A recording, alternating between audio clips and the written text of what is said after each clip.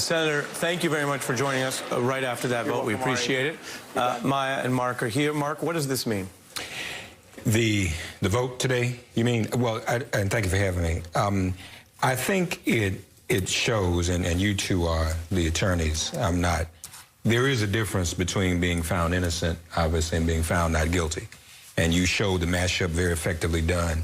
There are those who voted not guilty, but still acknowledged what he did, and what he did was wrong.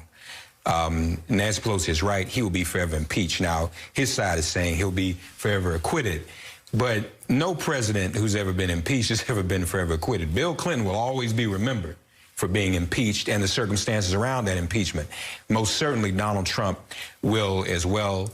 I think they may think they have won some victory momentarily, but they really had an opportunity to have had witnesses, one witness in particular, John Bolton. If they had had him, that would have taken some of the sting away from his forthcoming book. That book is coming out. And when it comes out, it's going to show how much fear they had, or what lack of courage they had, by not calling him as a witness. So they may think they have a momentary victory, they meaning the Republicans, they meaning Donald Trump. But in the long run, I think it shows that this is not a victory. He was impeached and he was wrong. My viewers have seen you at this table and other tables in the newsroom from the beginning, when impeachment was looked at as very unlikely. In the Mueller probe, when Bob Mueller clearly laid out incidents that he thought were potential crimes, the crime of obstruction of justice. And the debate was, is that a high crime? Did they want to move on it? Wasn't enough. Then, as we all know now, after getting past that and past Mueller's testimony, the president continued to execute on this plan, which, according to Bolton, had begun even before Mueller's testimony. And that pushed it over the edge. What is on your mind now that we're at this point with this constitutional acquittal that Mark says is not anything like innocence? What's primarily on my mind is the question that Senator Kamala Harris asked at the trial, which was, what does this mean for justice? And I think one of the things that's so important about the very points, Mark, that you've made and that you laid out, Ari, in those clips, is that justice is not something that necessarily happens in one moment. And the Constitution is our most treasured document, but it's also the law of the land. And we have one more opportunity for justice. And that's how we vote and how we petition our government. And I think Senator Coons really laid out some of those next steps for justice very, very clearly when he said, will you stand with us to strengthen whistleblower protections? Because remember that Rand Paul got up there during the trial and put the Chief Justice of the United States in an abhorrent position and did a despicable thing when it comes to what our public policy is. He asked, will you work with us? Will we work together on passing legislation? Since there is so much that we agree was wrong, to make clear what cannot be done again. And I think, to Mark's point, there's also the floodgates have been opened on evidence, and they can't turn the spigots off. Well, and part of what you're talking about and what this involves is, according to many senators, a plot that happened. So many Republicans admitting it happened. So we could say allegedly, or we could say overwhelming evidence of, or we could say Trump's own party says it happened, to abuse power to hold on to power. And that is a threat that many different countries face. The American exceptionalists like to say, well, somehow we are just better. Well, there's some great things about America that we could be proud of, and there's some other things that need a lot of work. So it can be both. But I wonder about the experience of people who have been up against the abuse of power historically in this country. It is political dissidents. It is people of color.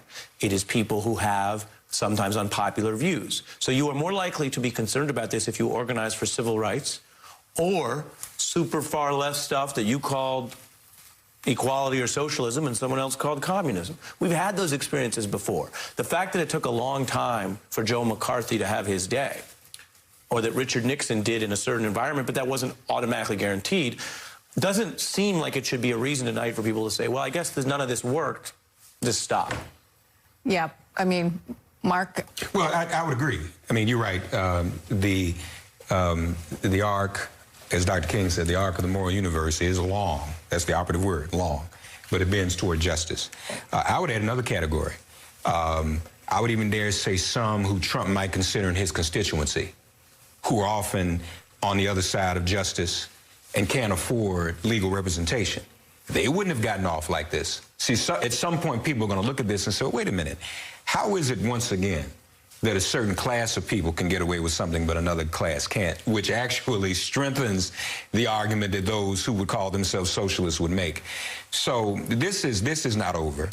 I predict, and we've known this about him, he is a self-impeaching individual. We all have a friend or a cousin who always gets in trouble, just manages to, and then when they call us, man, don't call me, because if you hang out with him, you're going to get in trouble too. That is who Donald Trump is. He is, I promise, and I think Schiff said it when he was, Congressman Schiff said it, he is going to do something else.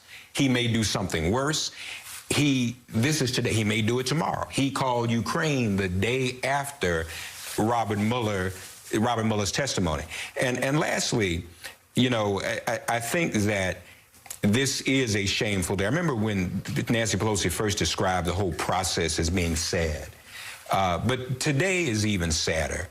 I was troubled a couple of weeks ago when Politico ran a headline where they quoted some Republicans saying, he is our OJ. That's what they were, which was incredible. That he is our OJ. Except the glove fit. Well, that's my point. In this case, even if the glove does fit, you must acquit. And that's what these Republicans have done. You know, I always try to be careful with OJ analogies. Okay. But OJ at least waited to seem to confess until after he was acquitted. Right. This president, again, my job is to say we follow the constitutional process. Right. So you can debate whether it is a high crime. But I can report the facts. Everyone has to know. This president admitted to it, Maya, in public before the trial. So he admitted to it. He admitted it to, and then he doubled down on doing it again. China. Because China. He looked dead in the cameras and said, I'll use my trade negotiations to tell China to open investigations. The statement that Adam Schiff made so powerfully from that Senate well in his closing of, you know he'll do it again, goes to Mark's point. And if we wrap that back to your previous point, Ari, I think we have, as a people who were excluded from the protections of the Constitution, who have fought for it, nonetheless, fought for inclusion within it, and fought for and continue to fight for the more perfect union.